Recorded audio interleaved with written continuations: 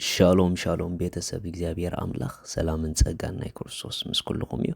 ኣነ ሓኹም ሰላሕ ዲኔ ሎም ድማ ነዚ መዓልቲ ዝኸውን ዝበለጸ ቃል ንዝበለጸ መዓልቲ ዝብል ፕሮግራምና ክንካፈል ኢና። ሎም እንሪኦ ኣጆኹም ቀጽሉ ዝብል እዩ። መጽሓፍ ቅዱስ ክዛረብ ከሎ ኣብ ወንጌል ዮሐንስ ምዕራፍ 16 ከምዚ ድብል ቃል ኣሎ ጥቕሲ 13 ኣባይ ሰላም ምእንቲ ክትረኽቡ እዚ ነገርክኹም ኣብ ዓለም ፀበባ ኣለኩም ግናኸ ኣጆኹም ኣነ ንዓለም ስዒረየ ኢሉ መለሰሎም። ርኢኹም ጎይታና ኢየሱስ ክርስቶስ ኣብ ዓለም ኩሉ ሰላሚ ኣይበለናን፣ ኣብ ዓለም ኩሉ ድሓኒ ኣይበለናን። ኖ እምበሺ ብዙሕ ፀበባ ኣለኩም ኢሉ ግና ኢሉ ኣጆኹም ኢሉ ርኢኹም ግና ከኣጅኹም ኣነ ንዓለም ስዒረየ ኢሉ።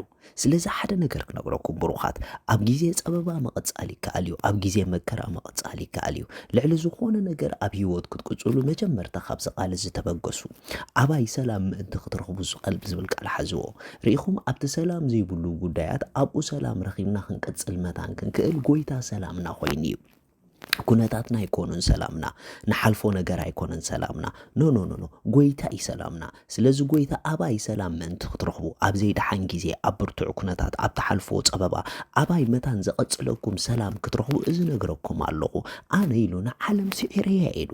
እቲ ዘጋጥመኩም ዘሎ ፀበባ ኣባይ ኮንኩም ተርኢኹሞ ተሳዒሩ እዩ። ኣባይ ኮንኩም እንድሕር ርኢኹሞ ኣነ ተዓዊተልኩም እየ። ስለዚ ኣባይ ኮንኩም ንነገራት ብዝገጠምኩሞ መጠን ክትቅጽሉ ትኽእሉ ኢኹም ይድብለና ዘሎ። ብሩኻት ኣብ ሂወት ቀጸልቲ ሁኑ። ንኽትቅጽሉ ኩሉ ድሓን ክኾነልኩም ኣይትጸበዩ፣ ንኽትቅጽሉ ኩሉ ሰላም ክኾነልኩም ኣይትጸበዩ። ኣቦታትና ኩሉ ድሓን ስለ ዝኾነ ይኮኑን ቀጺሎም፣ ግን ቀጸልቲ ስለ ዝነበሩ እዮም ቀጺሎም። መጽሓፍ ክዛረብ ከሎ ኣብ ዕብራውያን ምዕራፍ 11 እንድሕር ርኢናዮ ካብ 32 ደሎ ከም ዝብል እሞ ኸይሉ ብዛዕባ እኒ ጊደዎን፣ እኒ ባራቕ፣ እኒ ሳምሶም፣ እኒ ይፍታሄ፣ እኒ ዳዊት፣ ሳሙኤል ነቢያትን እንታይ ክንብል ኢና? እንታይ ክብል እዩ? ብዛዕባኦም ከየዘንትወልኩም ጊዜ ሓጽረኒ ኢሉ።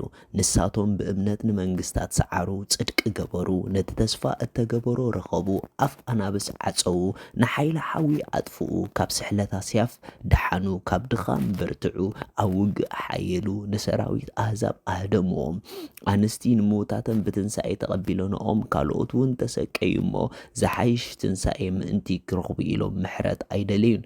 ገሊኦም ድማ ብልግጫ ብመግረፍትን ብላዕሊ ኣብ ልዕሊ እዚ እውን ብመቑሕን ማእሰርትን ተፈተኑ፣ ብዳርባ እምነ ተቐተሉ፣ ተወገዙ፣ ተፈተኑ፣ ተሰይፎም ሞቱ፣ ኣጎዛ ኣባጊዕ ዲኖ ኣጣል ተኸዲኖም ዞሩ፣ ሰኣኑ፣ ፀበቦም ሓሳረ መከራ ከዓ ፀገቡ ኢሉ።